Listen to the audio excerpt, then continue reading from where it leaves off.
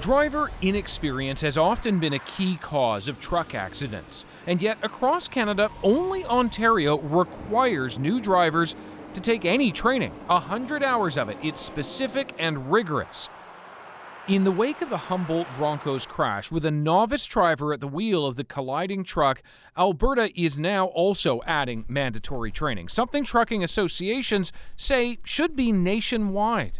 Russ Harold lost his son Adam in the crash. What did the RCMP tell you about the driver and the company? Well, they told us that it was the truck driver's first trip alone. It made me sick. It really made me cry. CBC Marketplace investigated just how easy it is to become a heavy hauler. Heath, I'm David. Nice to meet you, Dave. Heath Mugley helped us. Wearing a hidden camera, he went to truck school in Saskatchewan, even though the province, like nearly all of Canada, does not require training. A week later, he got his license. But then we put his training to the test, this time with Carroll Dorey in Ontario, a much stricter province. Heath couldn't uncouple a trailer. There you go. Nearly hit a pickup on a turn. Oh, watch that truck. And had the examiner pull the emergency brake at this intersection. Whoa. She wasn't impressed. Heath got his license in Saskatchewan after doing training that he didn't have to do. If he'd done what he did today in Ontario... For a drive test? Would he have passed? No. No? No. What does it say to you then that he got his license?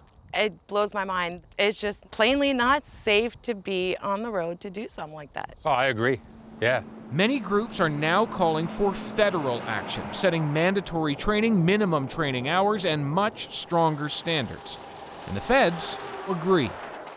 I do support minimum entry-level standards for training across the country. Across the country? Across the country. You think it's necessary? I think it is necessary. And if you think it's necessary, the federal government does in fact have the authority to do this. You're choosing not to exercise that power. Why is that? I have a very good relationship with my provincial counterparts. It is my hope that they will all see things the same way with respect to training. David Common joins me now. It's so interesting, David. You hear the federal minister there wanting action, but seemingly not wanting to commit to it. So how did that land for the people who are demanding change? That's exactly what we wanted to know, Adrian. And so we went to Russell Harold. You just saw him in that story. His son was one of those Humboldt Broncos players who was killed in the crash. And we showed him what the federal transport minister had to say. It's best just to look at his reaction. I think that's political posturing. What do you think the holdup is? I don't know what the holdup is. Get moving with this. Make this a priority. Make this a priority. Make saving lives a priority.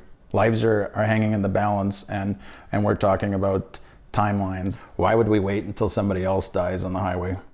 I mean, it's fairly clear there, Adrian. Russ just wants someone to do something. Provincial, federal, he doesn't really care as long as it's done. And he says a year should not pass from the Humboldt crash before action is taken. Right. Okay, David Common, thanks very much.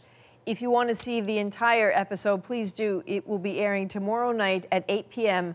on CBC Television.